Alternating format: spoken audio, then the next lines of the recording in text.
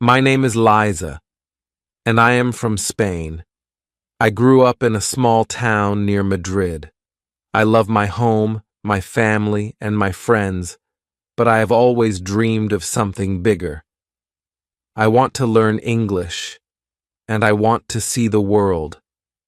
So one day, I made a big decision. I would go to New York to learn English. It was not easy to make this decision. My family was worried. My mother especially did not want me to go so far away. Liza, she said, New York is a big city. You don't know anyone there. It's dangerous, and your English is not very good. How will you talk to people? But I was determined. I had been studying English for a few years in school, but I knew that to really learn the language, I had to go to a place where everyone speaks English. I wanted to be in the middle of it all. I wanted to live in a city where I could hear English every day, everywhere I went. So I saved money for many months. I worked part-time jobs, and I tried to practice my English as much as I could. Finally, the day came when I bought my plane ticket. I told my family that I was ready to go. My mother cried, but she hugged me and said, "I know you will be okay. You are smart and brave. You will learn English, and you will have many adventures in New York." The flight to New York was long. I was nervous, but I was also excited. I had never been on a plane before, and I'd never been to the United States. As the plane flew over the ocean, I looked out of the window and saw clouds and water below. I tried to sleep, but it was hard. My mind was too busy thinking about what my life would be like in New York. When the plane finally landed, I looked out of the window again. This time, I saw tall buildings and many lights. It was night, and the city was glowing. I felt a little scared, but I reminded myself that this was my dream. I had to be brave. After the plane landed, I went to get my suitcase. There were many people in the airport, and everything was happening so fast. People were walking quickly, talking loudly, and looking at their phones. I felt a little lost, but I knew I had to keep going. I finally found my suitcase and followed the signs to leave the airport. Outside, I saw many yellow taxis lined up, waiting for people. I had read about New York's yellow taxis before, but now I was seeing them in real life. I walked up to one of the taxis and said, "Hello, I need to go to my hotel, please." The driver looked at me through the rearview mirror and smiled. "Where's your hotel?" he asked in English. His accent was strong, and I had a hard time understanding him at first, but I tried my best to listen carefully. I took out a piece of paper from my bag and showed him the address of my hotel. "Here," I said, "this is the address." He nodded and started driving. As we drove through the city, I looked out of the window in amazement. New York was so big. There were so many tall buildings and so many people walking on the streets. Even though it was late at night, the lights from the buildings and the cars made the city feel alive. I felt excited but also nervous. Everything was so new. The people, the streets, the language. It all felt different. I knew this was where I wanted to be. But I also knew that it was going to be hard. I had to be strong and focused on my goal to learn English. When I arrived at my hotel, I thanked the taxi driver and checked in. The woman at the front desk smiled and said, "Welcome to New York. How can I help you?" Her English was fast, but I understood most of what she said. "Thank you," I replied, trying my best to speak clearly. "I have a reservation." She asked me for my name, and I gave her my passport. After a few minutes, she handed me my room key and pointed to the elevators. "Your room is on the 3rd floor," she said. "Enjoy your stay." I smiled and nodded. "Thank you." I took the elevator to my room. When I got inside, I felt relieved. The room was small but comfortable. There was a bed, a desk, and a window that looked out onto the street. I sat on the bed and looked around. This was my new home, at least for now. I was tired from the long flight, but I couldn't sleep. My mind was full of thoughts about the days ahead. Tomorrow, I would go to my new English school. I was excited to meet my teachers and my classmates. I hoped that they would be friendly, and I hoped that I would learn quickly. But at the same time, I was worried. What if my English wasn't good enough? What if I couldn't understand the teachers? What if I couldn't make any friends? These thoughts made me feel anxious, but I reminded myself that I had come to New York for a reason. I had a goal, and I had to work hard to achieve it. The next morning, I woke up early. I got dressed and looked at the map to find the way to my English school. It was about 20 minutes away from the hotel by bus. I felt a little nervous about taking the bus, but I knew I had to try. After all, I was here to learn, and that included learning how to get around the city. I walked to the bus stop and waited. There were many people at the bus stop, and everyone was talking in English. I listened carefully, trying to understand what they were saying, but it was difficult.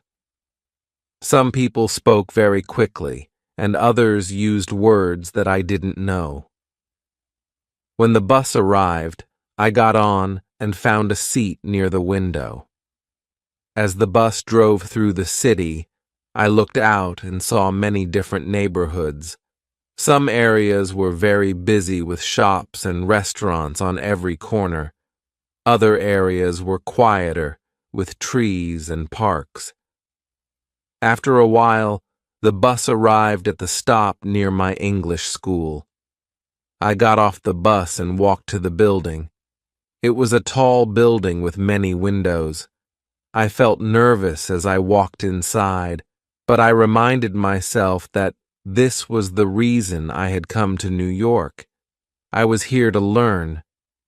Inside, I saw many other students.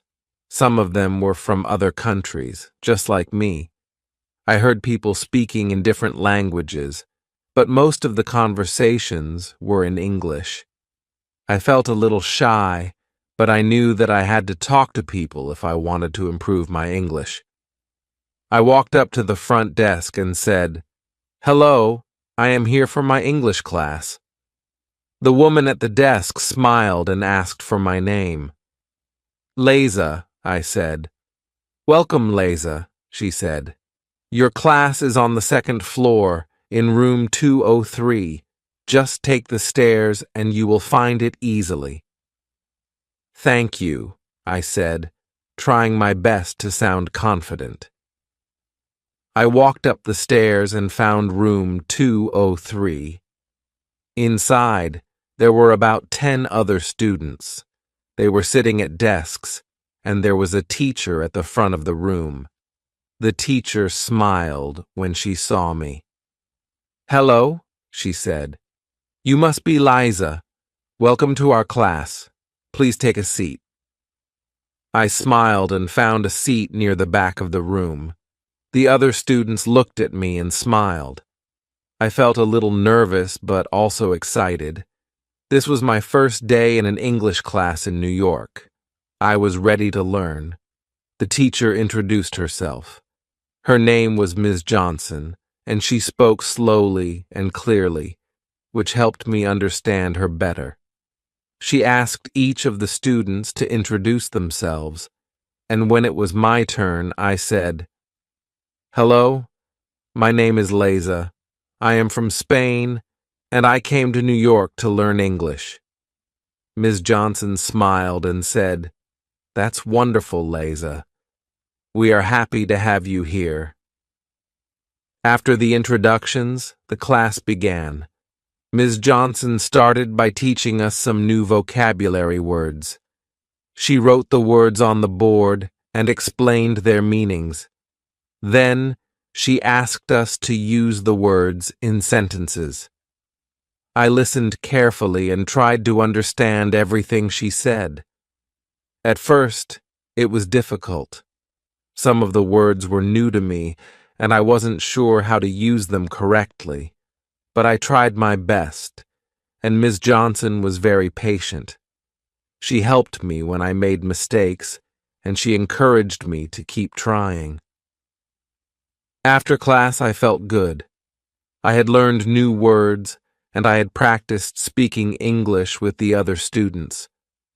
I knew I still had a lot to learn, but I was excited about the progress I had made on my first day. As I walked back to my hotel, I thought about how different life in New York was from life in Spain. The city was big, busy, and full of people from all over the world. It was a little overwhelming, but it was also exciting. I knew that I'd made the right decision to come here. I was going to learn English, and I was going to experience things I had never experienced before. That night, I called my mother. I told her all about my first day in New York. I told her about the bus ride, my English class, and the people I had met. "I'm so proud of you, Liza," my mother said over the phone. I could hear the relief in her voice. "It sounds like you're already learning so much." "Yes, Mama," I replied.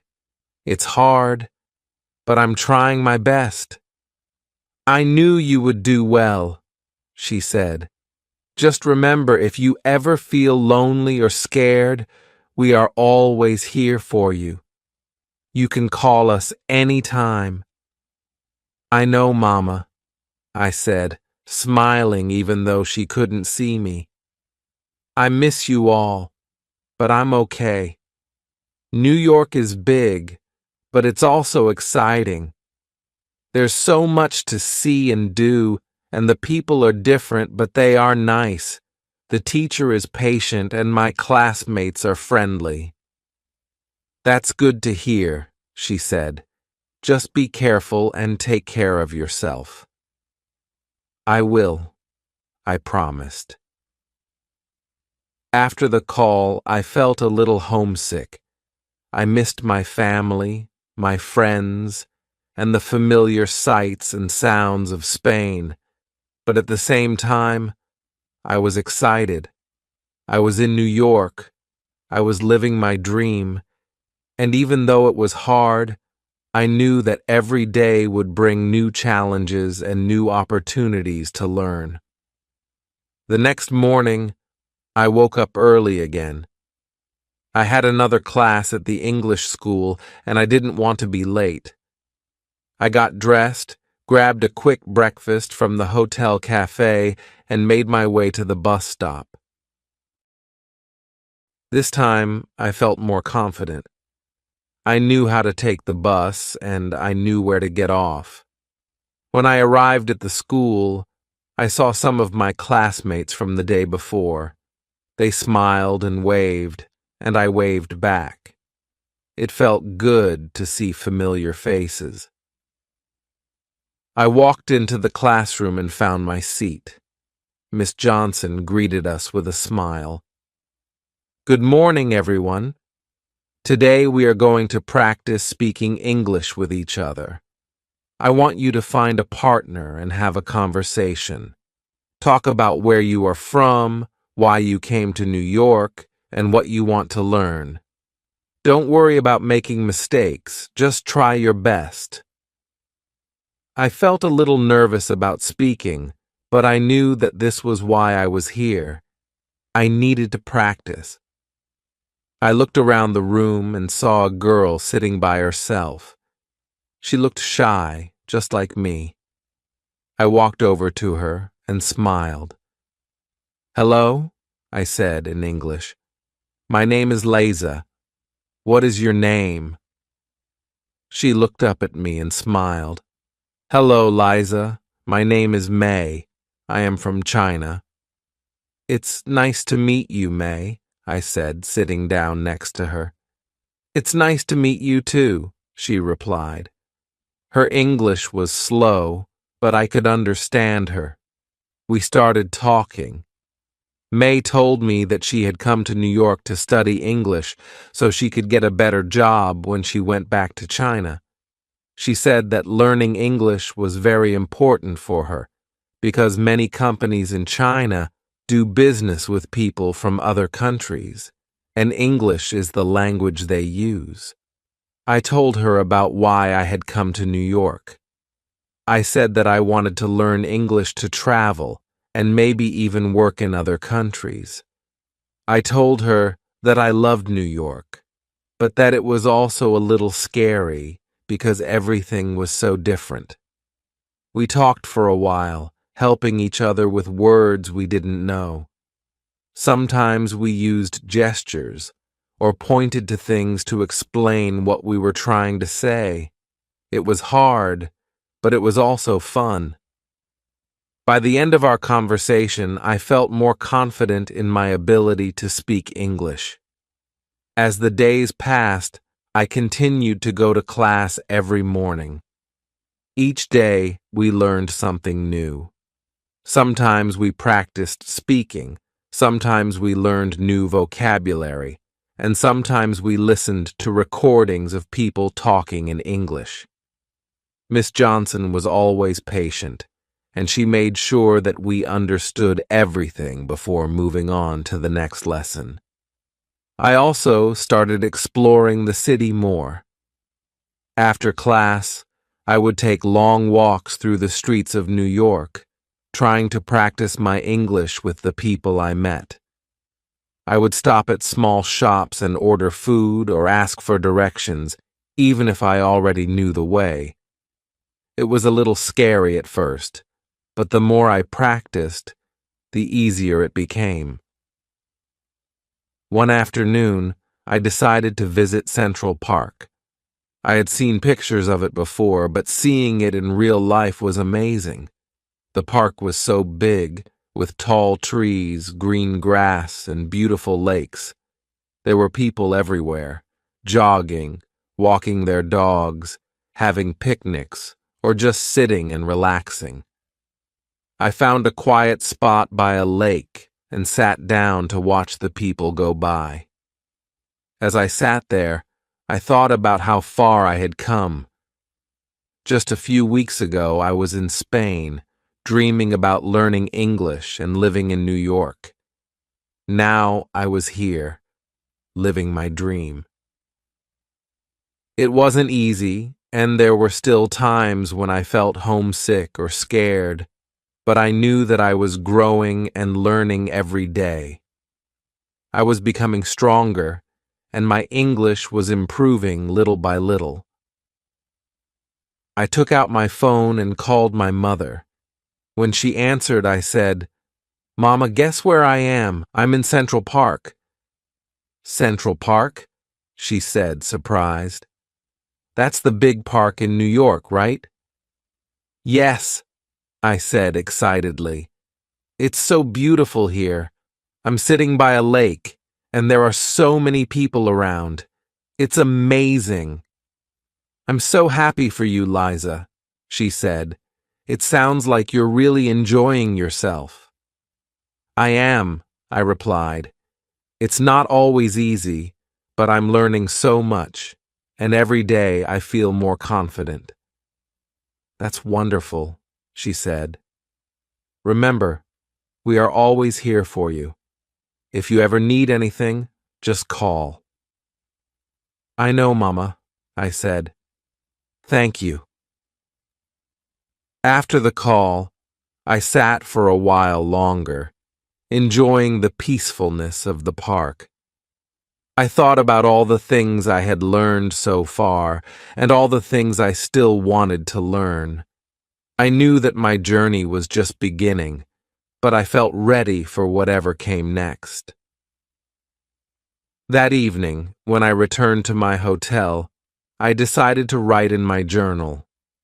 I had brought a small notebook with me from Spain, and I had been writing in it every night since I arrived in New York. I wanted to remember everything about this experience, the good times, the challenges, and everything I learned. I wrote about my first day in the city, my English classes, and my conversations with May. I wrote about my walk in Central Park and how beautiful it was, and I wrote about how much I missed my family, but also how proud I was of myself for being brave enough to come to New York on my own. As I wrote, I realized how much I had already grown. I was still the same Liza from Spain, but I was also becoming someone new, someone more confident, more independent, and more capable of speaking English. I knew that I still had a long way to go, but I was excited for the future. I couldn't wait to see what else New York had in store for me. The next morning, I woke up feeling refreshed and ready for another day of learning. I got dressed, had breakfast, and made my way to the bus stop. As I waited for the bus, I thought about all the things I had already accomplished. I had learned how to navigate the city, made new friends, and improved my English. And this was just the beginning. As the bus pulled up and I stepped inside, I smiled to myself. I was in New York, living my dream, and I was ready for whatever came next. This was just the start of my adventure, and I knew that there were many more exciting things ahead. End of Chapter 1. This chapter introduces Liza's arrival in New York, her first experiences in the city, and her initial steps in learning English. It captures her excitement, nervousness, and determination to succeed in this new environment, while showcasing her interactions with other students and her gradual confidence in using English in everyday situations. Chapter 2. Discovering New York. The next few weeks in New York were a mix of excitement, challenges, and discoveries. Every day, I woke up early, eager to learn something new. I started to fall into a routine, waking up, getting ready for class, taking the bus to my school, and spending a few hours improving my English.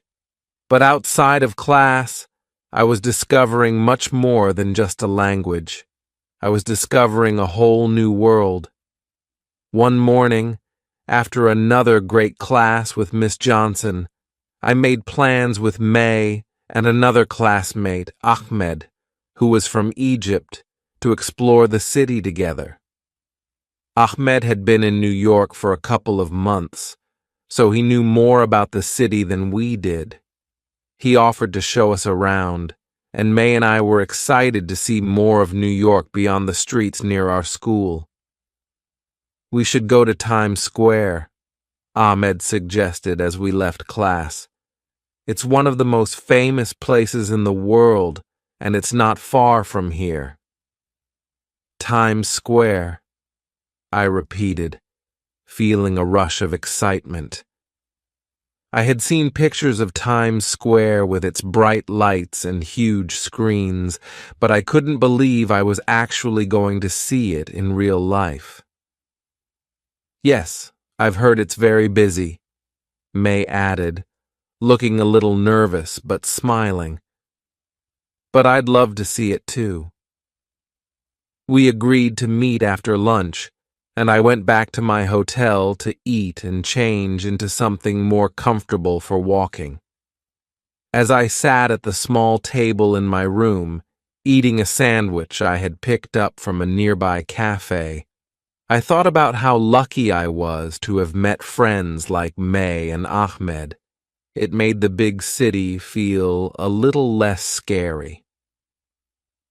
Later that afternoon, we met at a subway station near our school. Ahmed had already figured out which train we needed to take. This was my first time riding the subway, and I was both excited and nervous. The subway was a huge part of New York City life, but I had heard that it could be confusing, especially for newcomers like me. "Don't worry, Liza," Ahmed said with a smile as we walked down the stairs to the platform. "I'll show you how it works. It's not too hard once you get used to it." I nodded, grateful for his help. The subway station was crowded with people rushing to catch trains. The sounds of footsteps, voices, and trains screeching on the tracks filled the air.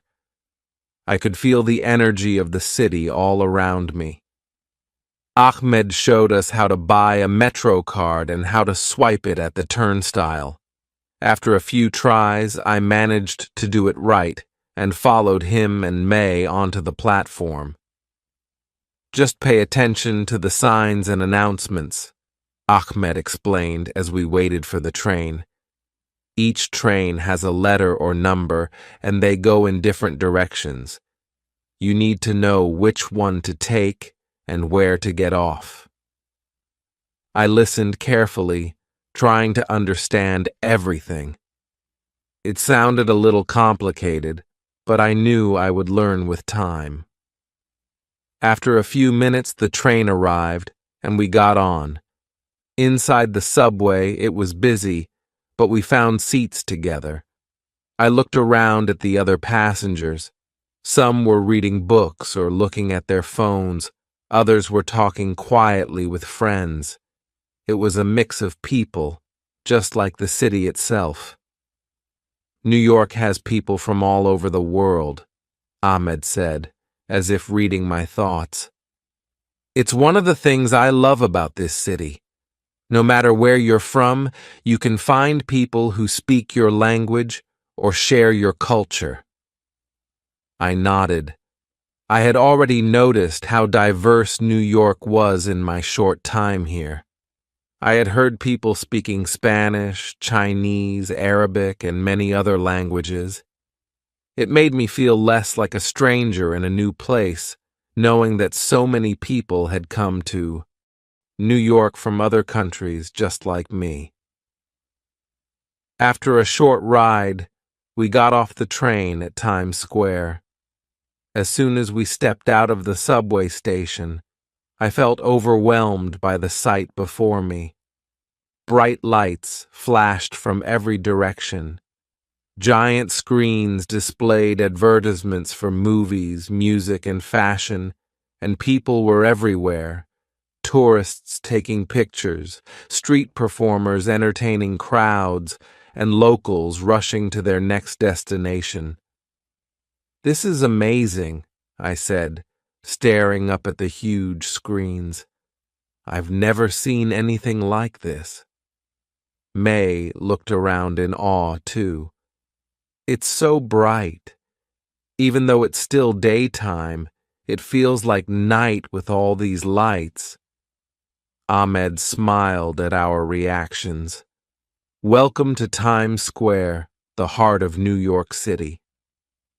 We spent the next few hours walking around, taking pictures and exploring the shops and theaters that lined the streets. We saw the famous red stairs where people sat and watched the busy streets below, and we visited a few stores that sold all kinds of souvenirs, keychains, t-shirts, and postcards with pictures of the city. At one point, we stopped to watch a group of street dancers performing in the middle of the square. They were amazing, spinning and flipping to loud music while a crowd of people cheered them on. I couldn't believe how much talent there was on the streets of New York. "This city never stops," Ahmed said as we watched the dancers. "There's always something happening, no matter what time it is." He was right. Even though it was getting late, Times Square was still full of life. It was a little overwhelming, but in a good way. I felt like I was in the center of the world, surrounded by energy and excitement. By the time we decided to head back, it was dark, but the lights of Times Square were as bright as ever. We walked back to the subway station, tired but happy. As we rode the train back, I thought about how much I had seen and learned in just one afternoon. Back at my hotel, I lay in bed, still thinking about Times Square and the incredible energy of the city. I had only been in New York for a few weeks, but already it felt like I was experiencing so much. Every day brought something new, and every day I felt like I was growing, not just in my English skills, but as a person. The next day, back in class, Miss Johnson asked us to write about our experiences in New York so far. I was excited to write about my trip to Times Square, but I also wanted to write about how I was feeling. I was proud of myself for coming to New York and for facing all the challenges that came with living in a new country. As I wrote, I thought about how much I had learned. My English was improving little by little, and I was starting to feel more confident when I spoke. I still made mistakes, but that was okay. Every mistake was a chance to learn. Miss Johnson walked around the room, checking on each student. When she reached my desk, she smiled and asked, "How's it going, Liza?" "It's good," I replied. "I'm writing about my trip to Times Square. It was amazing." "That's great," she said. "I can't wait to read it." After class, I showed my story to May and Ahmed. We laughed as we remembered our adventure, and Ahmed promised to take us to more places in the city soon. There was still so much to see: Central Park, the Empire State Building, the Statue of Liberty. I couldn't wait to explore more. Over the next few weeks, I settled into my life in New York. I continued to go to class, study, and practice my English with May, Ahmed, and my other classmates. We explored more of the city together, visiting museums, parks, and famous landmarks.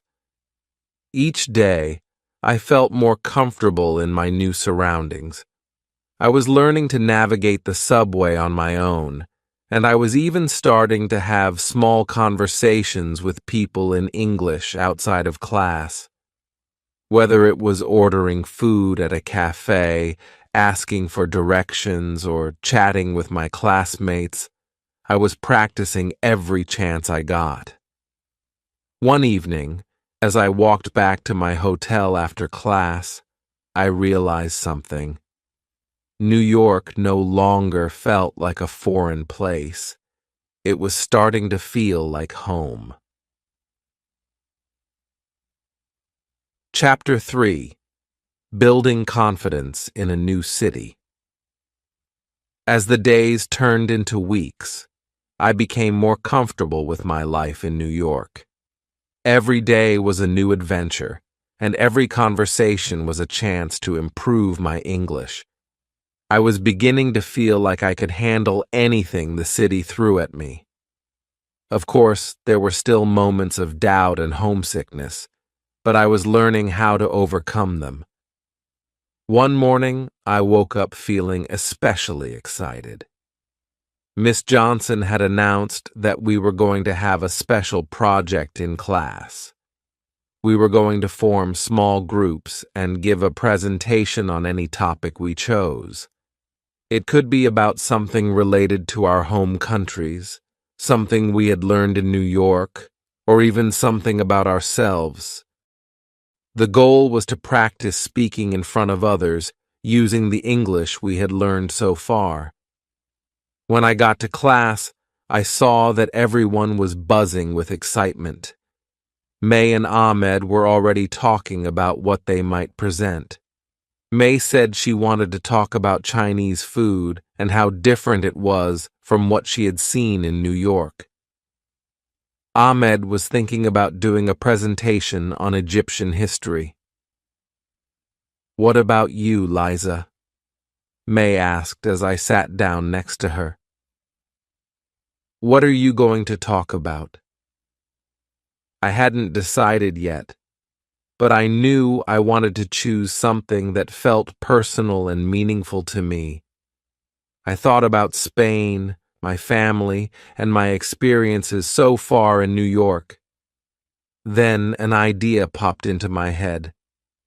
"I think I'll talk about my journey to New York," I said, "about why I decided to come here and what I've learned since I arrived." "That sounds great," Ahmed said. "You've had such an interesting experience already. I'm sure everyone will love hearing about it." I felt a little nervous about the idea of giving a presentation in front of the whole class, but I knew that this was an important step in improving my English. It was one thing to practice with my friends, but speaking in front of a group was something else entirely. Still, I was determined to do my best. Over the next few days, I worked on my presentation. I started by writing down some key points that I wanted to talk about. I thought about how I could explain why I had chosen to come to New York, how I felt when I first arrived, and what challenges I had faced. I also wanted to share how much I had learned and how grateful I was for the experience. As I wrote, I realized that this was more than just a presentation. It was a chance for me to reflect on my journey. When I first arrived in New York, everything had seemed so big and overwhelming. But now, I was starting to feel more confident. I had made friends, I had learned how to navigate the city, and I was improving my English every day. The night before the presentation, I practiced in front of the mirror in my hotel room. I spoke slowly and clearly, trying to remember all the things Miss Johnson had taught us about pronunciation and sentence structure. It wasn't perfect, but I was proud of how much progress I had made. The next day, I arrived at class feeling a mix of excitement and nervousness. Miss Johnson greeted us with her usual warm smile and explained that we would take turns giving our presentations. Each group would have about 10 minutes to speak, and then the class would have a chance to ask questions. I was paired with May and Ahmed, and we were scheduled to go after a few other groups. As I watched the first presentations, I felt my nerves building. Some of the students were really good at speaking in English, and I worried that my presentation wouldn't be as good. But then I reminded myself that this wasn't about being perfect. It was about practicing and learning. Finally, it was our turn. May went first, talking about Chinese food and the differences between traditional dishes in China and what she had found in New York. She brought pictures of her favorite dishes and even showed us how to use chopsticks. The class loved it, and May's confidence grew as she spoke. Next, Ahmed gave his presentation on Egyptian history. He talked about the pyramids, the ancient pharaohs, and how Egypt's history influenced modern culture. He spoke with passion, and it was clear that he loved sharing his country's rich history with us. Then it was my turn. I took a deep breath and stood in front of the class. My hands were shaking a little, but I reminded myself that I'd prepared for this. "Hello, my name is Liza, and I'm from Spain," I said. "Today I want to talk about why I came to New York and what I've learned so far." As I spoke, I felt my nerves start to fade. I talked about my decision to come to New York to learn English, how excited and scared I had been when I first arrived, and the challenges I had faced. I shared stories about my first day at the school, my trips around the city, and how much my English had improved since I started the course. I also talked about the cultural differences I had noticed between Spain and the United States. For example, in Spain, we usually have a big lunch in the middle of the day, but in New York, most people eat lunch quickly and keep working. I found it interesting how different cultures have different habits, and it made me appreciate the diversity of the city. By the time I finished, I realized that I had spoken for almost 10 minutes. The class clapped, and Miss Johnson gave me an encouraging smile. "You did great, Liza," she said. "You've come such a long way since your first day here." I smiled, feeling proud of myself. It wasn't easy to speak in front of the class, but I had done it, and more importantly, I had shared my story. After class, May, Ahmed, and I went to a cafe nearby to celebrate. We ordered coffee and pastries and talked about our presentations. I was so nervous, I admitted, laughing. But once I started talking, it wasn't so bad.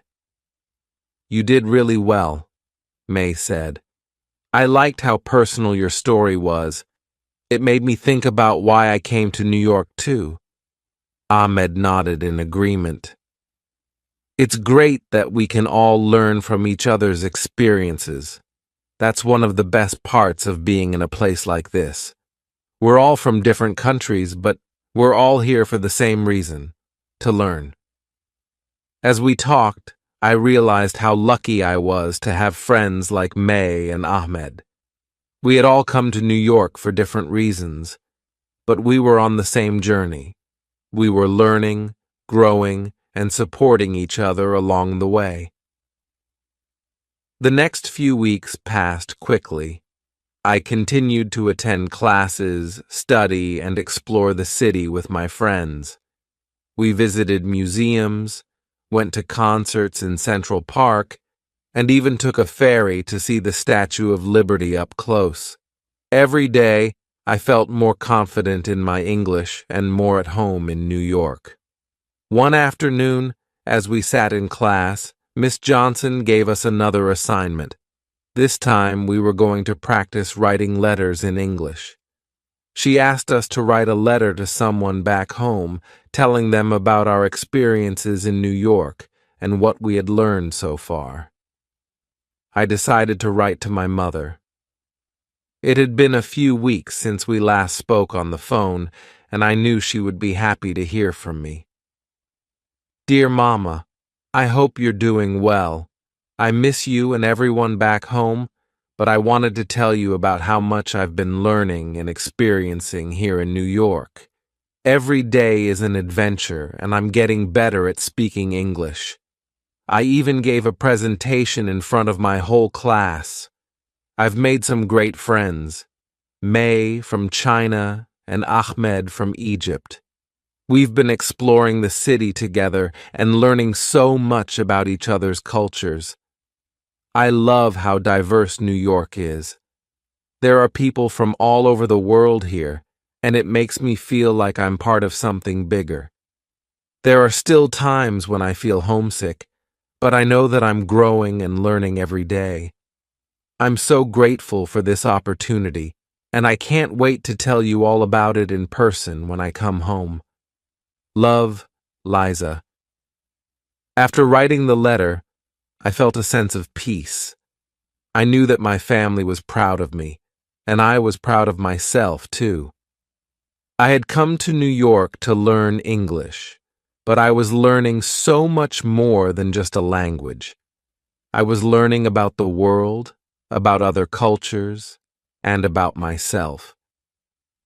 As the weeks went on, I continued to work hard in class and explore the city. My confidence grew with each passing day, and I felt more comfortable speaking English with everyone I met. I knew that I still had a lot to learn, but I was excited for the journey ahead. And I was excited to see what it was like. We met at the subway station near our school early on a Saturday morning. The weather was perfect, sunny but not too hot, with a gentle breeze blowing through the streets. I felt a sense of excitement as we boarded the train to Brooklyn. This was going to be another new adventure, and I couldn't wait to see what the day would bring.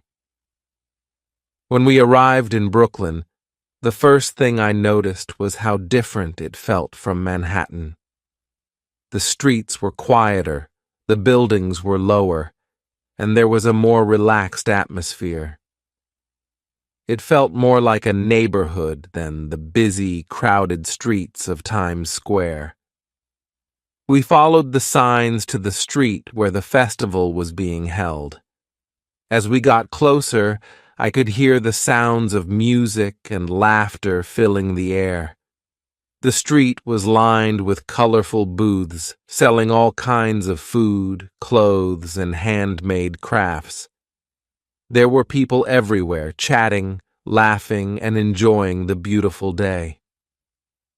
"This is amazing," May said, her eyes wide with excitement. "I've never seen anything like this." Ahmed nodded. Street festivals are a big part of life in New York.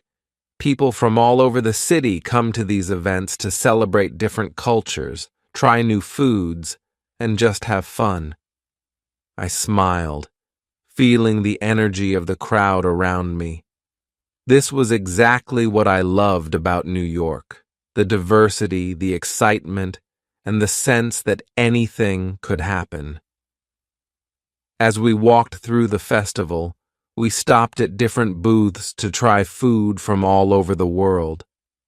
We sampled tacos from Mexico, dumplings from China, falafel from the Middle East, and even churros, which reminded me of home. It was like traveling the world without leaving the city. "This is so good," I said, taking a bite of a spicy taco. "It's amazing how many different cultures are represented here." "That's one of the things I love most about New York," Ahmed said. "You can find food, music, and traditions from all over the world. It's like the whole world is here in one place." We spent hours exploring the festival, listening to live music, and watching street performers. At one point, we joined a crowd gathered around a group of dancers who were performing a traditional African dance. The rhythm of the drums was infectious, and soon the whole crowd was clapping along to the beat. As I watched the dancers, I felt a deep sense of connection to the people around me. We were all from different parts of the world, but in that moment, we were united by the music, the energy, and the celebration of life. It was a beautiful reminder of why I had come to New York in the first place, to experience new things, to learn, and to grow. After the festival, we walked along the waterfront in Brooklyn, enjoying the view of the Manhattan skyline across the river. The sun was starting to set, casting a golden glow over the city. It was one of those moments that felt almost magical, like time had slowed down and everything was perfect. As we sat on a bench watching the boats go by, Ahmed turned to me and May and asked, "So, what's been the best part of your time in New York so far?" May thought for a moment before answering. "I think it's the people. I've met so many amazing people from all over the world, and everyone has their own story. It's really inspiring." I nodded in agreement. For me, it's the same. I came here to learn English, but I've learned so much more than that. I've learned about other cultures, about the world, and about myself, and I've made some great friends along the way. Ahmed smiled. That's what makes this city so special. It's not just about the landmarks or the famous places. It's about the people, the experiences, and the memories you make. I looked out at the skyline, feeling a deep sense of gratitude for everything I had experienced so far.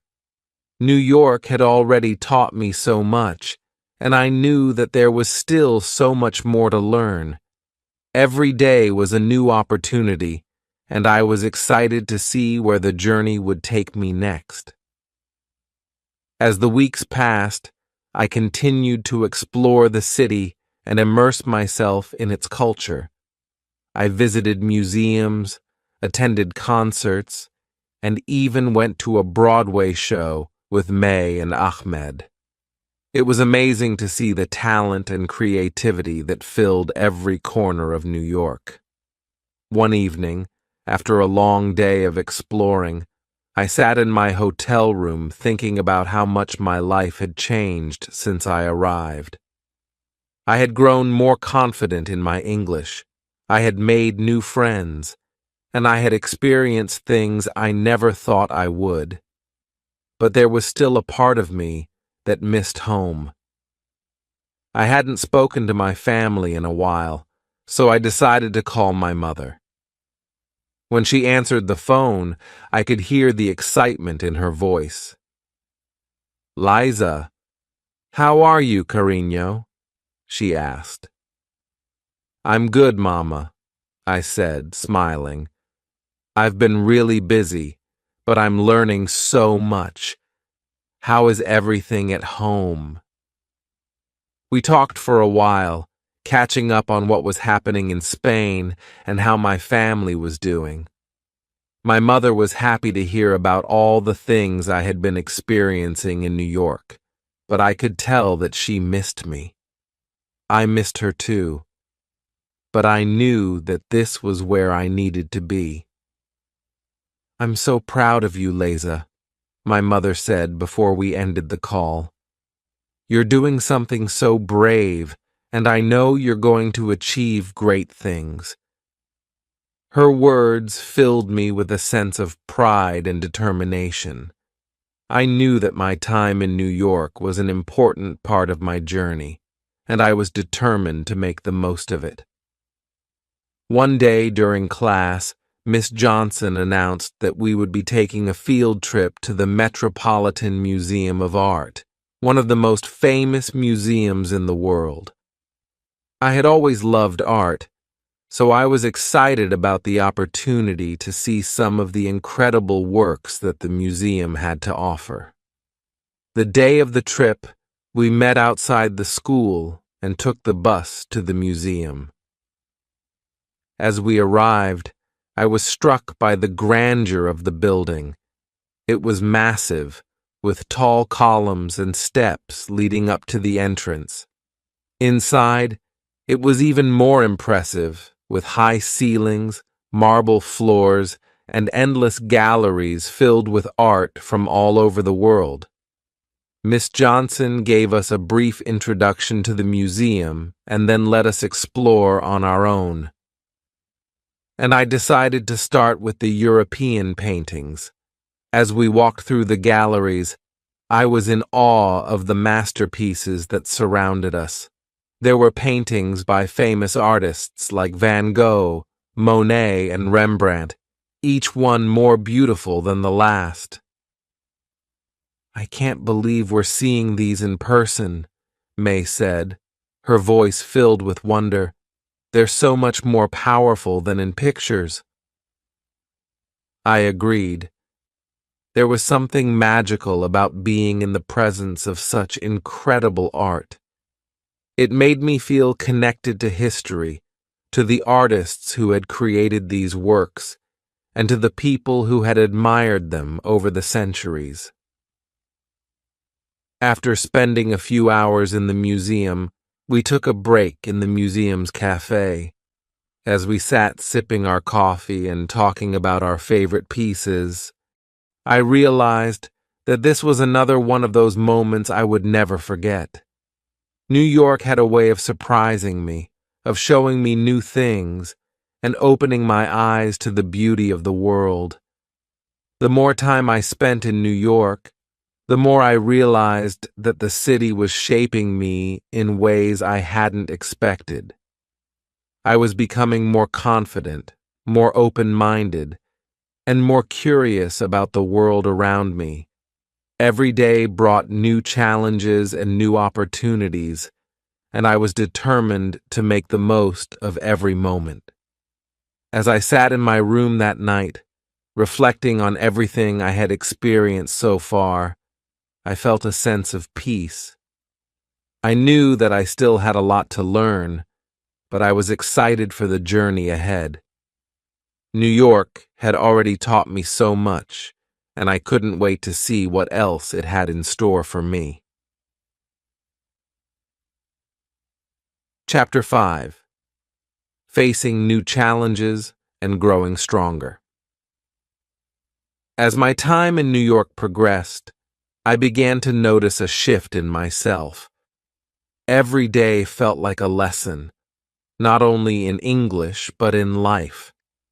I was learning how to navigate new challenges, how to adapt to situations I had never encountered before, and how to grow stronger with each experience. While the excitement of the city kept me motivated, there were also moments of struggle that tested my resilience. One of the biggest challenges I faced came during a group project in class. Miss Johnson had assigned us to work in teams to create a detailed report about a famous New York landmark. My group was assigned the Empire State Building, one of the most iconic skyscrapers in the city. At first, I was excited about the project because I'd always wanted to learn more about the building. But as the days went on, I realized that this project was going to be harder than I expected. Our group consisted of 4 students: May, Ahmed, a girl from Brazil named Sophia, and me.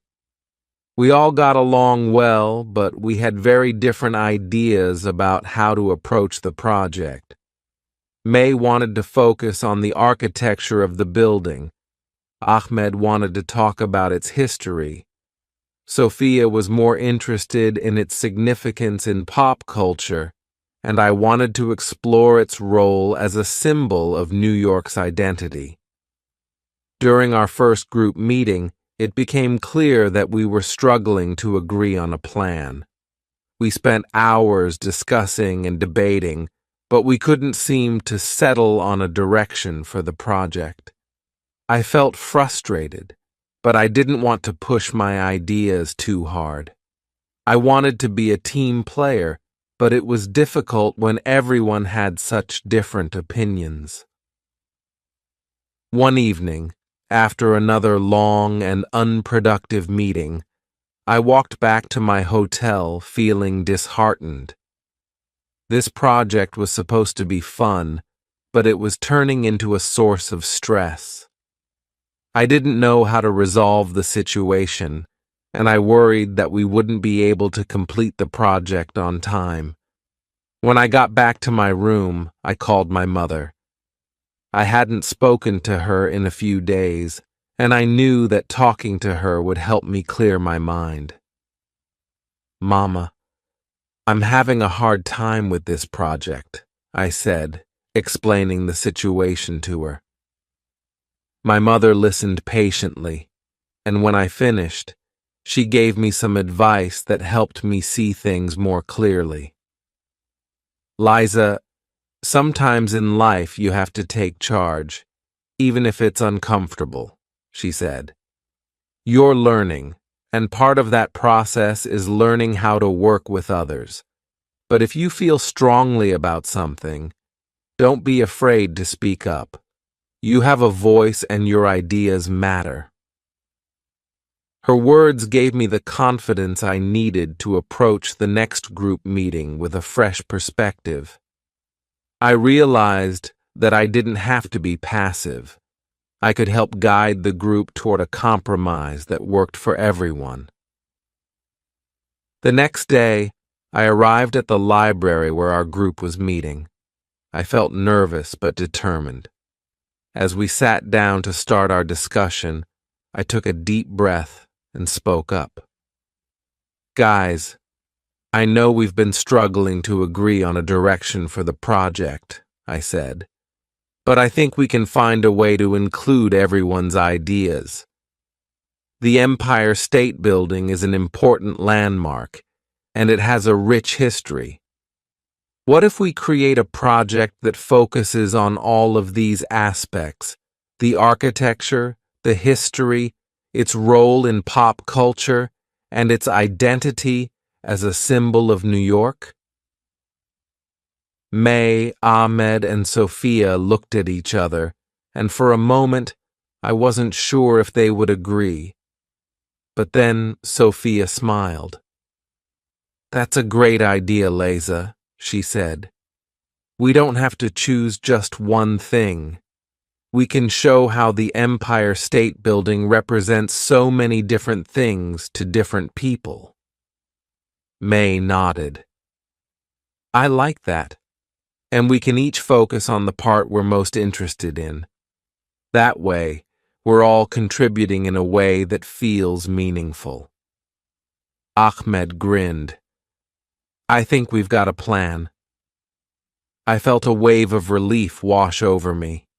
By speaking up and suggesting a compromise, we were finally able to move forward with the project.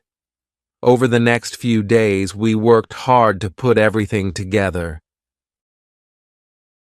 May focused on the architecture, Ahmed on the history, Sophia on pop culture, and I tied it all together by exploring how the Empire State Building had become a symbol of New York's resilience and ambition. On the day of the presentation, I felt a mixture of excitement and nervousness.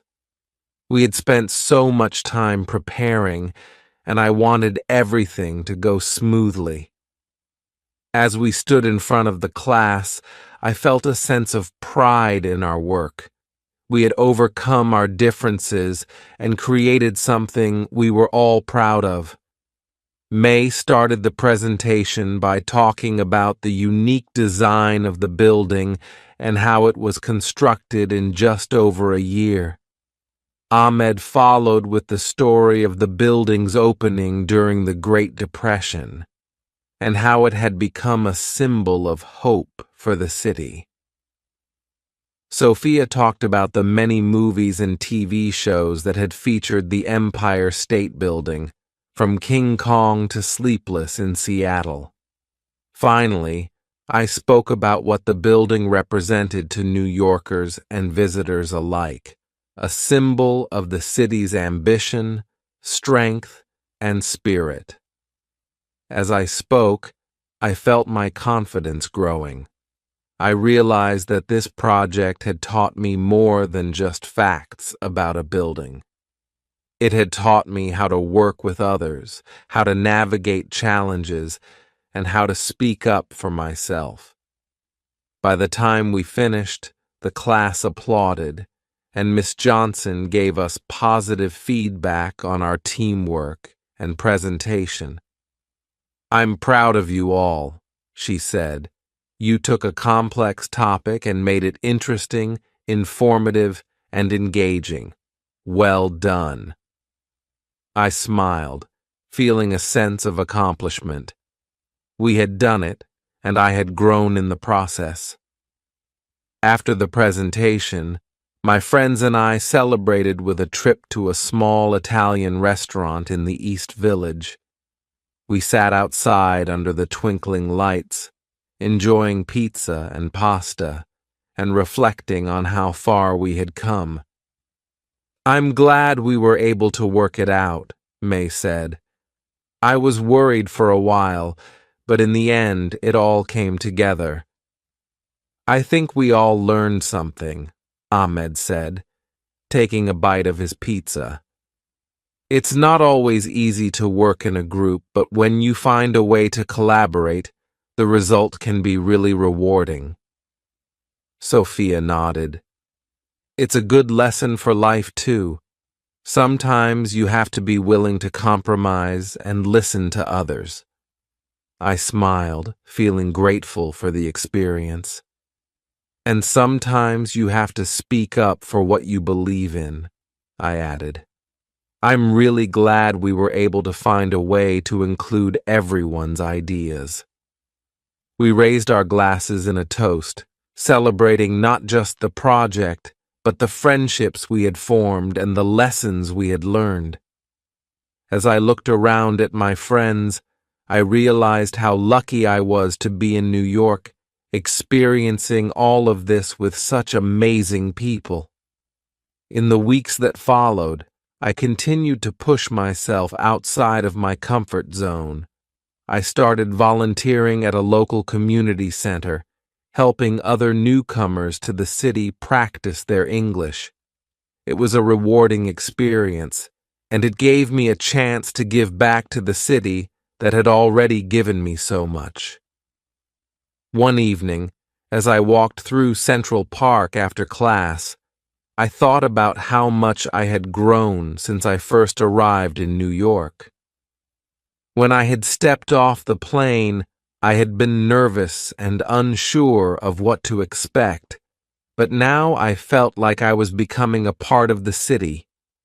I had made friends, faced challenges, and learned more than I ever thought possible.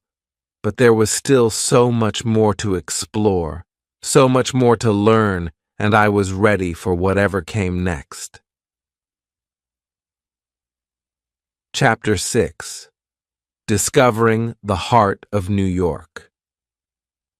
As I became more comfortable in New York, I started to feel like I was truly part of the city. Every day brought new experiences, new challenges, and new opportunities to grow. The more I explored, the more I realized that New York was more than just a place to learn English. It was a place to learn about life. One weekend after finishing our group project, May, Ahmed, Sophia, and I decided to take a trip to explore more of the city. We had all been so focused on our studies that we hadn't had much time to just enjoy the city and see the sights, so we made a plan to visit some of the places that make New York so special. We started our day at the iconic Statue of Liberty. Although it was a famous tourist attraction, none of us had visited it yet. Taking the ferry from Battery Park was a new experience in itself. As the boat sailed across the water, we were treated to an incredible view of the Manhattan skyline. The tall buildings seemed to rise up from the water, their glass reflecting the sunlight. "It's beautiful," I said, leaning against the railing and taking in the view. "It's even more impressive when you think about how many people have arrived here over the years," Ahmed added. "For many, this was their first sight of America. Can you imagine how they must have felt?" We all nodded, thinking about the history behind the statue and what it symbolized: freedom, hope, and the promise of a new beginning. As the ferry approached Liberty Island, the statue came into view, and I was struck by its size and grandeur. It was even more impressive in person than in the pictures I had seen. After arriving on the island, we spent some time walking around the base of the statue, reading the plaques and learning about its history. I was fascinated by the story of how it was a gift from France and how it had become a symbol of freedom for people all over the world. It's amazing to think that people from all over the world come here to start a new life, May said, looking up at the statue. Just like us. We've come to New York for a new beginning, too. After our visit to the Statue of Liberty, we took the ferry back to Manhattan and decided to visit Central Park. It was a beautiful day, and the park was filled with people enjoying the sunshine. We walked along the paths, passing by families having picnics, people jogging, and children playing. It was hard to believe that such a peaceful green space existed in the middle of such a busy city. As we walked, we came across a group of street performers playing music near Bethesda Fountain. Their lively tunes filled the air, and soon a small crowd had gathered to listen. We joined the crowd, clapping along to the beat. The music was infectious, and it made me feel alive and connected to the energy of the city. After a while, we found a quiet spot by the lake where we sat down to relax and enjoy the peaceful surroundings. It was a perfect moment, a break from the hustle and bustle of the city, surrounded by nature and good friends. Later in the afternoon, we visited the New York Public Library. The grand building stood in stark contrast to the modern skyscrapers that surrounded it. Its impressive marble facade and towering columns made it clear that this was not just any library. It was a place of history and knowledge. Inside, the library was just as beautiful. We wandered through the halls, marveling at the grand reading rooms with their high ceilings and rows of wooden tables. It was a quiet, almost sacred space, filled with people studying, reading, and writing. I imagined what it would have been like to study here every day, surrounded by books and the rich history of the city. We took some time to explore the exhibitions, learning about the history of the library and the rare books and manuscripts housed there. It was inspiring to see how much knowledge and culture were preserved in this one building, and I felt grateful to be in a city that valued learning and history so deeply. As the sun began to set, we made our way to Times Square. The bright lights and towering billboards greeted us as we turned the corner, and I couldn't help but feel a rush of excitement. Times Square was unlike any other place in the world. The energy was electric, and the crowds of people filled the streets, all looking up at the massive screens and advertisements. "It's so busy," Sophia said, her eyes wide as she looked around at the flashing lights and bustling crowds. "It's overwhelming, but in a good way," May added. "It's like the heartbeat of the city." We spent some time walking around, taking in the sights and sounds of Times Square. Street performers danced, tourists snapped photos, and the neon lights illuminated everything around us. It was chaotic and noisy, but it was also so thrilling. I felt like I was at the center of the world. By the time we made our way back to our hotel that night, I was exhausted but happy. It had been a long day, but it was one of the best days I had experienced since arriving in New York. I had seen some of the most famous landmarks in the city, but more importantly, I had shared the experience with my friends. As I lay in bed that night, I reflected on how much I had grown since I first arrived in New York. When I came here, I was nervous and unsure of what to expect, but now I felt like I was beginning to understand the city. I was learning not just how to speak English, but how to live in a place as diverse and dynamic as New York. Over the next few weeks, I continued to explore the city whenever I had the chance. I visited the Brooklyn Bridge, walked through the High Line Park, and even went to a Yankees baseball game with my classmates. Each new experience taught me something, not only about New York, but about myself. One evening, as I walked back to my hotel after class, I passed by a group of people protesting in front of City Hall.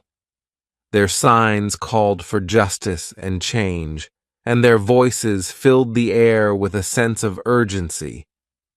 It reminded me that New York was not just a place of opportunity and excitement, but also a place where people fought for what they believed in. It was a city with a strong sense of identity and a deep connection to the struggles and triumphs of its people. I found myself reflecting on what I had learned about New York so far. It was a city of contrasts, busy and peaceful, old and new, chaotic and calm. It was a place where people from all over the world came together to create something greater than the sum of its parts. And in a way, I was becoming part of that story. As my time in New York continued, I realized that I was no longer just a visitor. I was becoming part of the fabric of the city. I had my favorite places to go, my favorite foods to eat, and my own little routines. I was still learning and growing, but I felt more confident and comfortable in my new environment. One evening, as I sat in a cafe with May and Ahmed, sipping coffee and chatting about our day, I realized that New York was starting to feel like home. It was a city that had welcomed me with open arms, and I was grateful for the experiences and opportunities it had given me. In this chapter, Liza continues to explore New York City and its famous landmarks, deepening her connection to the city and her understanding of its culture. From the Statue of Liberty to Central Park, Times Square to the New York Public Library, Liza experiences the diverse and dynamic heart of New York. Through these experiences, she grows more confident and begins to feel truly at home in the city. Final chapter. Returning home but changed forever. As the end of my time in New York drew near, I found myself reflecting on all that I had experienced and learned. The city had become my classroom, my home, and my inspiration. Every street I had walked, every new word I had learned, every person I had met, they had all contributed to my growth, both as a student of English and as a person. When I first arrived, I was nervous and uncertain. New York was overwhelming, and I wasn't sure how I would fit in or if I would be able to succeed in learning English. But as the days turned into weeks, and the weeks into months, I discovered that I was stronger and more capable than I had realized. The city had taught me how to navigate challenges, how to push myself beyond my comfort zone, and how to embrace every opportunity for growth. One of my most memorable moments came on the last day of my English course. Miss Johnson, my teacher, had organized a small celebration for our class to mark the end of our studies. She asked each of us to share what we had learned, not just about English, but about ourselves. As I listened to my classmates speak, I was struck by how much we had all grown. May talked about how she had learned to express her opinions more confidently. Ahmed shared how he had discovered a passion for history, and Sophia spoke about how New York had inspired her to pursue a career in film. When it was my turn to speak, I felt a lump in my throat. It was hard to put into words how much this experience had meant to me. I came to New York to learn English, I began, but I've learned so much more. I've learned about a city that never stops moving, about people from all walks of life, and about myself. I've learned that I'm stronger than I thought, that I can face challenges and overcome them, and that sometimes the biggest lessons come from the smallest moments. I paused, looking around at my classmates and friends. This experience has changed me. I'll take everything I've learned here, about language, about life, about friendship, and carry it with me wherever I go. New York has become a part of me. After the celebration, I took a final walk through the city, visiting all the places that had become important to me. I went to Central Park, where I had spent so many afternoons studying and relaxing. I walked through Times Square one last time, taking in the bright lights and the energy of the city. I passed by the cafe where I had spent countless hours with May and Ahmed, and the library where I had found inspiration in its grand halls. As I walked, I felt a mix of emotions, sadness at leaving, but also a deep sense of gratitude for everything New York had given me.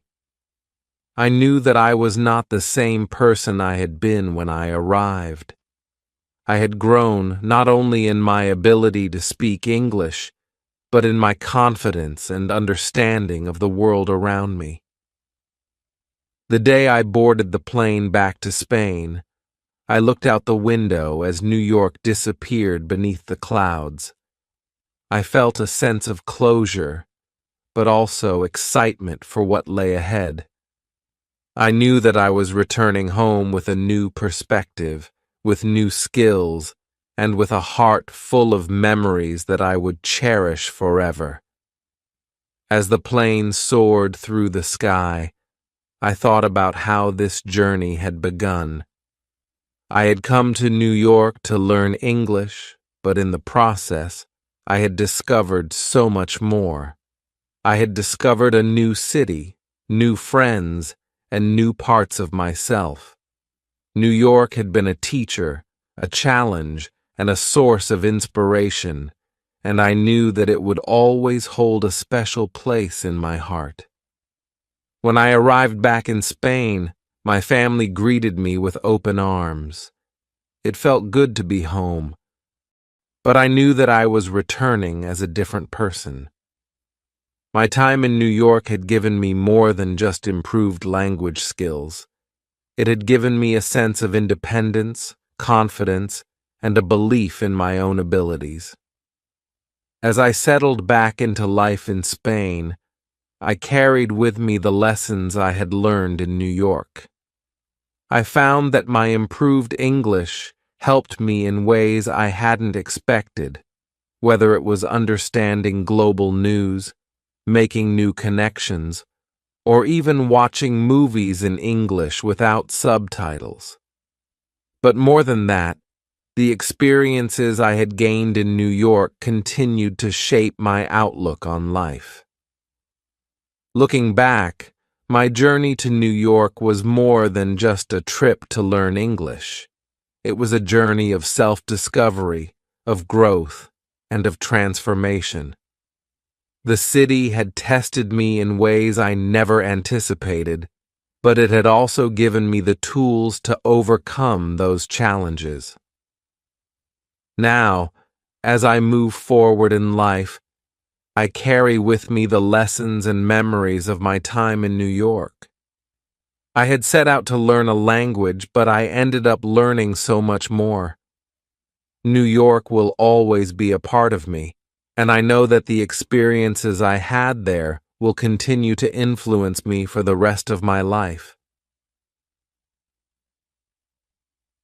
The end.